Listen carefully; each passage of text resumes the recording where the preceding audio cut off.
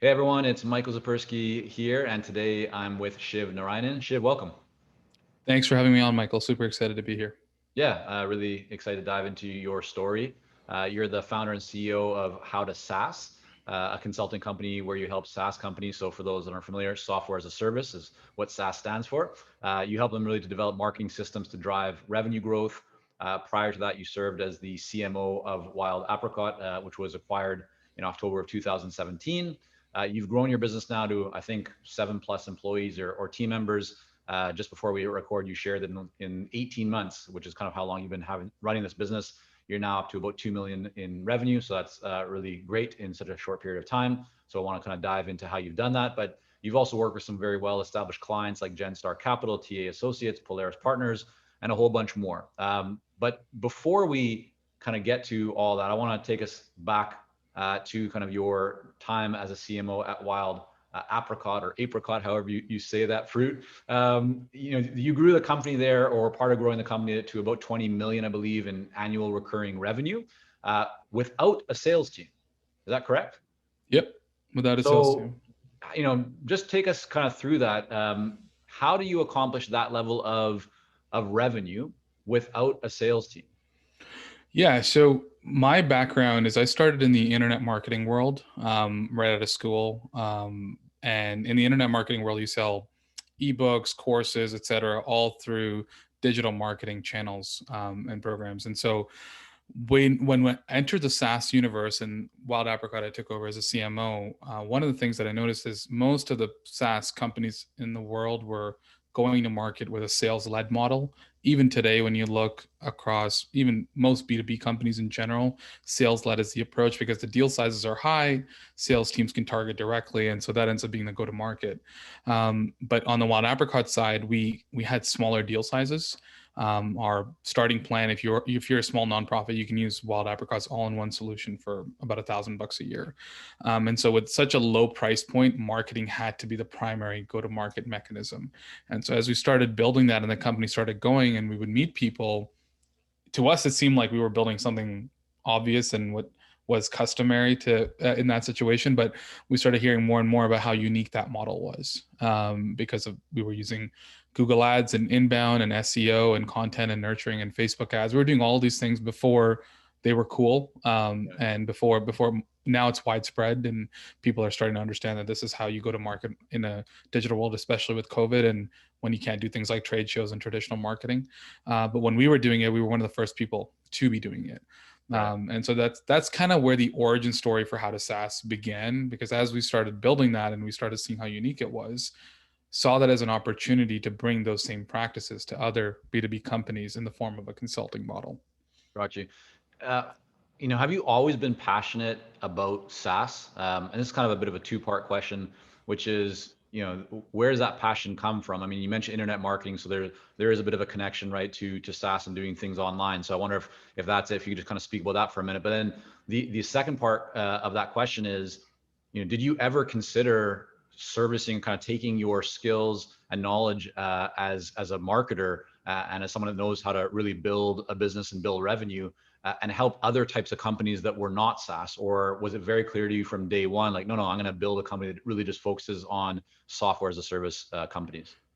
So software as a service is where we focus initially because that's where I've had the most success in my background, and SaaS was really exploding starting in about 2014ish when a lot of companies started to emerge, and we had been building Wild Apricot during that time. But now you see everybody starting a SaaS company, but back then it wasn't as common. So I saw that as a market opportunity, and it was more of a specialization approach because there are a lot of marketing principles that overlap across e-commerce versus SaaS versus, let's say, you're going to manufacturing. But if you're thinking about SaaS in particular, there are some things that are unique to that context. I have advised e-commerce companies, companies that sell, let's say, bone broth or weighted jump ropes and things like that I've done in the past. But by focusing on SaaS, you can build standardized practices that help those companies better Yeah. because of the specialization. Did you ever feel a pull though to take your skills and knowledge and, let's say, yeah, like also target e-commerce? Like a lot of, I think this is a challenge, Shiv, that a lot of consultants have, which is, I can help X, Y, and Z. Why just only focus on X? Was that very clear for you? I mean, or did you ever feel like you were being pulled to have a bit more of a broader message that not only appealed to SaaS companies but also to other e-commerce companies or other online businesses? I mean, that pull is constantly there. I think one of the hardest things in any business is saying no to revenue. When Yeah. you have when you have guaranteed revenue coming in or somebody that wants your help, the inclination is to say yes. One of the things that came about from building Wild Apricot and just being deeply embedded into business and strategy through high level conversations and executive meetings and things like that is I'm a big believer in the Michael Porter line, which is strategies not what about what you do, it's about what you don't do. And Mhm. so for me, when I look at our business, yes, we can chase other revenue, but we constantly say no to revenue that's beyond what we specialize in just because it's not in our wheelhouse. And we even in our sales decks, we have a slide that says ideal customer profile. And it says you have to be above this much revenue. Your deal sizes need to be this. You need to have a marketing leader on staff, right? You need to be at this level of maturity. And if you're not a good fit for us, and we can definitely refer you to someone. And it becomes a disqualifier in sales meetings, and we lose some deals that way. But when we find the person that's an ideal fit, they know that they found the right partner as well. Is that like, so I'm going to play the devil's advocate here, and for someone listening going, yeah, that makes sense for you. You're established, you have 2 million in revenue.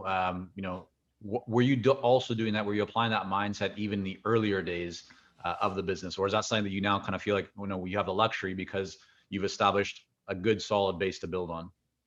Even in the earlier days, it comes down to building a differentiated position. So I mean, what we sell is we're a marketing strategy consulting firm specifically for B2B companies, and we work with high level investors that are buying and selling companies for hundreds of millions of dollars, right? So there are plenty of marketing agencies out there that can, for example, set up your Google ads for you. Right. If that's the work that we try to chase, then we're going to be playing in a commoditized market. And then the way to win is by lowering your price. And as a consultant, that's the last place you want to be. You don't want to compete on price. You want to compete on value. And then price is no longer a factor, right? Because you want to be operating in high margins.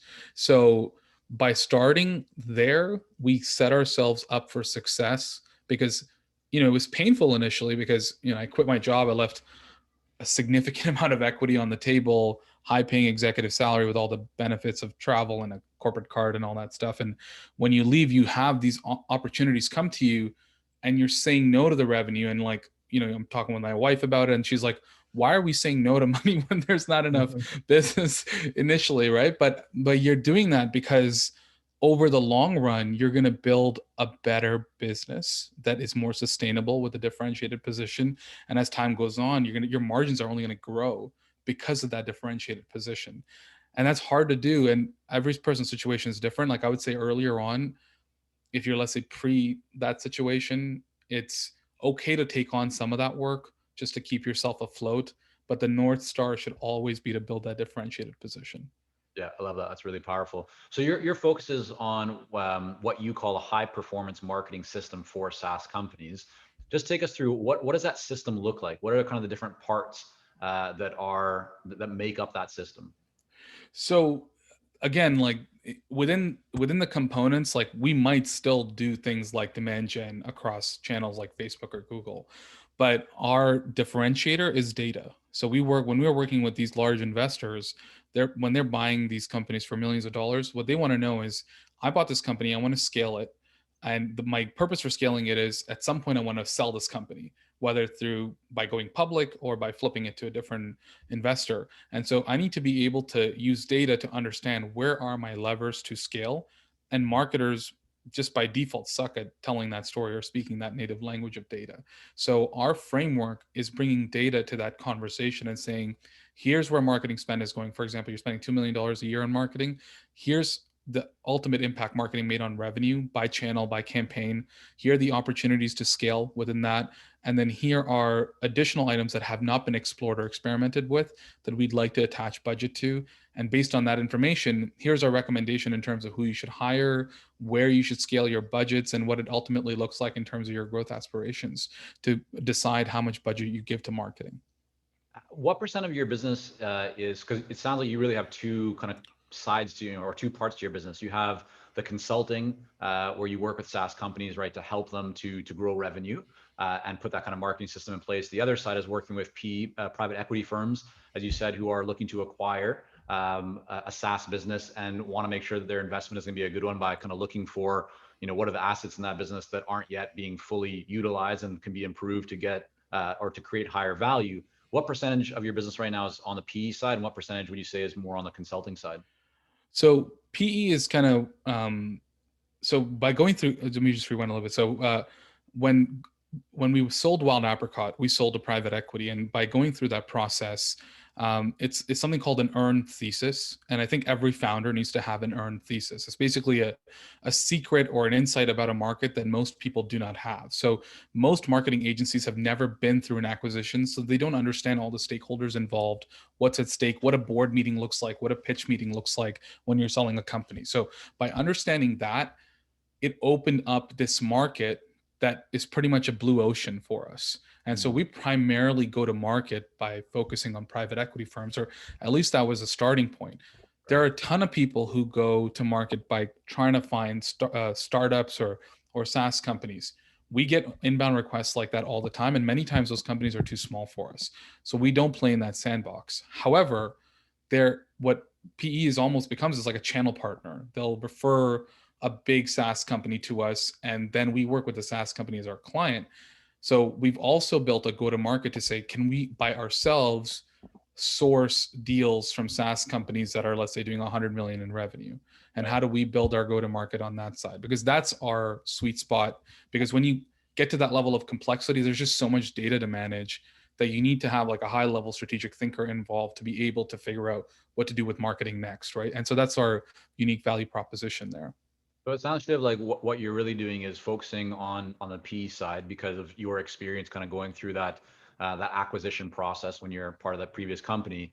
And by going in and essentially doing that deep dive on their data from the marketing side and showing them and kind of sharing these new insights and then giving them recommendations, that's almost like your entry point. And I'm wondering, do you find that then also leads to a lot of these PE companies saying, okay, yeah, thanks so much for all this these recommendations and these insights. We're now going to go ahead and plan to acquire this company, and when we do, we want to bring you on and your team on to help us to actually implement on those recommendations. Is that what typically happens? Happens all the time. Yeah. So in terms of our core product lines, I would say we have two. So one is like a full scale engagement where we're doing implementation and making a larger recommendation, and that is roughly a 4 to 6 month engagement. And then we have like 2 to 3 week engagements where we're just advising a transaction, similar to the way you would hire Deloitte to advise on an acquisition on the financial side. You would hire us to advise on the marketing side and do due diligence on a specific target acquisition. So we work on both of those, and that allows us to get embedded into the PE transaction process entirely from end to end, right? And we're really their partner. And a lot of consultants or consultancies struggle with recurring revenue. Our model doesn't have that because an agency, for example, will just charge you a retainer monthly. Our model, though, because we have the PE as a firm as a partner, we have reoccurring revenue. So a PE partner might bring us into one investment or portfolio company today. If that goes well, we build a partnership. Next time they acquire a company, they're going to call us. And so every year, the same PE firm is buying 1, 2, 3 companies, and we become just this part of their playbook and embedded into that ecosystem. How do you think about pricing, or kind of what is your pricing strategy? Because you're talking about deal sizes here that could be tens or hundreds of millions of dollars, and if the marketing strategies and campaigns that you identify are in that existing company aren't good, or there's some bad apples, or there's great opportunity, like really the value that you're contributing, I think, could be very, very significant in helping that PE firm to decide whether or not to move forward, and then how to best make use of that investment, or how to grow the value so they can cash out at a time down the road, right, at a significantly higher valuation. So how do you think about pricing when you bring your team and you guys get involved? Is it on an hourly basis, a daily basis? Is it kind of like ROI or value focused? Just love to kind of know what your thoughts are, or what your strategy is when it comes to pricing. Really good question. So the pricing part to me is connected to the product side, and the product side is connected to understanding the market. So on the market side, like before we even got through to pricing, is really understanding what are the things that are motivating these investors to be able to make the decisions. What are their incentives? What are the things that keep them up at night? What are their goals, dreams, ambitions, right? So for a PE investor, or like just an investment firm in general, you raise money from a fund. People give you money to buy and sell companies. When you buy a company, you have to grow it. If you don't grow it, you're not going to be able to generate a return for your fund. If you're not able to generate a return for your fund, you're never going to be able to raise more money in the future. So that's the connected cycle. So we get their incentive structure there, and we want to bring them as much value as possible to help them be successful.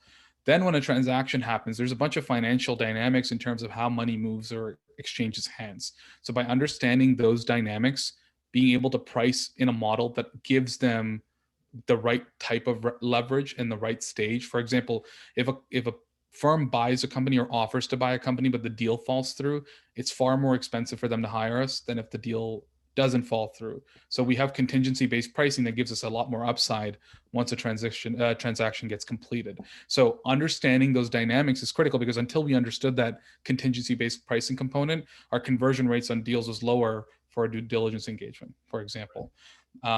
And then the last piece I would say is just the productization. Is we have those two offerings that I mentioned, but every engagement looks very similar in that we're end to end. We have step by step what we're taking each company through, and that's what we pitch during sales meetings. That's what's in the SOW. That's what's happening during the engagement. That's how we wrap up the engagement. And there are times when we're more perfect than others, but the whole point is that like the expectations are clear in terms of what we're selling, and then based on that, the price is based on the value. So it's never based on time. We actually don't bill by the hour. There's no mention of number of hours on an invoice ever. Most of our engagements are prepaid. They must be, because I mean, we're putting in hours into the engagement, but also just it's like you're buying a premium service, and that's kind of connected to the positioning aspect of it too. Like you have this massive problem. It's worth hundreds of millions of dollars to you. If we solve it, that's what it's worth. And so you should be willing to pay for that. And so our pricing reflects that. So, I mean, our average deal size, at least 100,000, and can scale up from there. Got you. And so what do you say to, because I think a lot of people will be interested in this, when a new investor, someone that has not worked with you, a new PE firm, let's say, or not new, but new in terms of working with you, says, well, how long is this going to take? Like you're giving us a quote here, it's going to cost $150,000. Like how much time is this going to take? How many hours are you guys going to spend on this? What's your reply to that? Because you're not basing your fees on hourly, which is great, right? You're more focused on value and ROI. What's your typical response to someone when that kind of question comes up? So I think in most cases the question doesn't even come up, because the stage has been set in a certain way that everybody understands the value that's going to come. So when we're going through the deck, like the price, there is a transparent pricing slide, but I don't even pull that up until we've talked about the pain points, understood their business, tailored the presentation, talked about the productized offering, and then we're talking about the pricing. If it does come up, my answer is, look, we're building a recurring asset for you here. And so we don't price based on time. In fact, some engagements, we might think it takes 80 hours and end up taking 200 hours. It varies. So it wouldn't even be the truth for me to give you an exact number here, but the whole thing that we're trying to drive towards is objectives. So management by objectives. So the objective here is we want to build a system to drive demand. And for that, we need the data framework in place. We need to drive demand gen. We need to set a content roadmap, make recommendations on budget. And those are the outputs that you get. So that's how you measure whether or not you got the value back, not the time. And you can get plenty of people to work for you for more hours, but the number of outputs that we're giving out, you're not going to get that, right? So that's kind of how we position it. Got you. So let's talk now about how you've been building your business, how you went about kind of getting clients. So you started this consulting business about 18 months ago when you left your previous company, right, role as a CMO. What did you do right away to get the first, couple of clients in the door? Yeah, so first few sales was directly to my personal network, people that had seen me speak, people that we had pitched selling Wild Apricot to, that knew my work or my quality of my work. And so we got a bunch of clients that way. Let me jump in for a second because I want to clarify, because that sounds like a bit high level. Yeah, just made it happen and then on to the next note. So let's stop for a second. Tell me, yeah, sure. what did you do? Like, I mean, did you pick up the phone and call these people? Did you send them an email and say, hey guys, like I've just left Wild Apricot and I'm now doing this? Just walk us through what you actually did to win those projects? So a lot of what I described in terms of the productization and market understanding and the dynamics and the validation, that work I did before I started doing my outreach. And then step two was building a list of my people in my personal network to whom I could message that offering out. When I first messaged people back then, it wasn't as flushed out as it is today, like a full sales deck and the website and all that. It was literally an email to say, hey, uh, person X, I left Wild Apricot to start my own thing. Here's what I have in mind. I want to work with companies at this stage. Here's what I think I can help them with. Here's what an output would look like. Is this of interest? If yes, let's jump on a call. And so going from there, and then because people saw the value there, they would connect me with the company, and you kind of go through that same pitch conversation. What was the response like though? When you sent those emails out, like how many emails would you say that you sent out in total? About 40 to 50 initially. And what was the response? Like how many people do you think would you say actually responded back? Every person in my personal network responded. So Okay. yeah, and I think this is actually might be important for the audience of the episode here is I started building this business in a weird way in like 2016 because How to SaaS started as a podcast in 2016 where I would interview folks and just for content sake, and I was putting it out into the universe, and that ended up building a lot of connections. And anytime any startup needed help, I would just give them free advice. Anytime there was a networking event or I met somebody, I would make an effort to just chat with them after. And so over time, I had this huge Rolodex of people who were real, legitimate relationships, not just like a lead of a business card of somebody's that I had. And so that is where, like, I would say the conversion rate on that was significantly higher, where people were willing to invest into me because we had invested into each other's relationship multiple times over, right? And so it seems easier than it actually is, but it took a couple of years to get there. Okay. So that's what you did is you kind of just activated the network and that got you your first few clients. Walk us through, I know you have, kind of 10 or so steps. I don't know if we have time to go through all of them, but in terms of the steps that you've taken to build your business from, 0 to about 2 million in 18 months, what are those principles? What are some of those best practices that you think have made the biggest difference for your company? Yeah. So, I mean, we've touched on some of them, but I'll continue with where, you said what happened after you got your first few clients. So when we got our first couple of clients, one of the big things was receiving customer feedback, because initially I had some thoughts on what would be productized, but not entirely, right? And so as we had our first few engagements, our customers or clients would tell us, hey, I need this from this engagement. Can you add this to the statement of work? Can you add this? And then we would go through certain steps in the engagement, and there would be like a output, like a presentation that was created or a spreadsheet. And it would be like, oh, we can templatize this and we can do this for more than one client. And you start to piece together based on customer feedback what the productized solution looks like. And then once that's created, then you can put it in like a fancy sales deck and send it out to more people. So I would say that's definitely one piece, is leveraging the customer feedback to improve product development. And thinking of, we almost market our consulting services the way we would market a SaaS company for a client of ours, because that's the go-to-market is almost identical. It's a professional services engagement, but we just, think of it like that. And so productization and our pricing scales the way you would on a SaaS company's pricing page as well. Yeah. Can you take us through, when you talk about the marketing piece of how you market your company and really also how you help others to market, because it is this kind of a similar go-to-market strategy, as you mentioned, what does that look like? I mean, if you're talking, let's say to someone that is running a professional services firm, whether it was a PE firm or a law firm or a consulting firm, what would, or even a firm like your own, right? I mean, what are some of the steps that you think would be most important for them to take to start building a pipeline, to generate more conversations and attract more of the right people? Yeah. So step one is defining your ideal customer profile, and who is the ideal type of person that would buy this product or service from you. Step two, and those should have characteristics, some type of demographics, psychographics, company size, whatever that is, understanding that very clearly and what offering you're going to present them with. Yep. Step two is mapping the market. And this is a step I think a lot of people skip. So for us, for example, I said private equity firms. One of the first things we did is we mapped every private equity firm in North America. We have every firm's website, all the people who work there, all their email addresses, everything. And all of that is uploaded into our HubSpot. So we invested in HubSpot the way a SaaS company would when we were a 2-person consultancy. Right. And we uploaded all of them in there. And then step 3 is based on that total addressable market is building a go-to-market against that. So I have one salesperson full-time reaching out to private equity firms and SaaS companies every day. Every time a company is acquired, we email the investors and we say, hey, congrats on the acquisition. Notice you bought company XYZ. We briefly looked into the marketing potential here. There's 3 to 4 things we can see right off the bat that we can do here. Let us know if you want to have a conversation. That's the type of an email that you would send if you were a B2B SaaS company. But we're doing that for a consulting service. And every day. Your salesperson is your sole salesperson. Are they in charge of doing that? Like, is that just kind of what they're doing all day, every day? All day, every day, that's their job. And Yeah. I'm the closer on those conversations. So I'm the account executive, but I would say eventually the plan is to remove me from that process entirely. Got you. And is the vast majority of what your salesperson is doing, is it all email, or is there also phone calls or video messages, or kind of what does that look like from a tactical perspective? All email.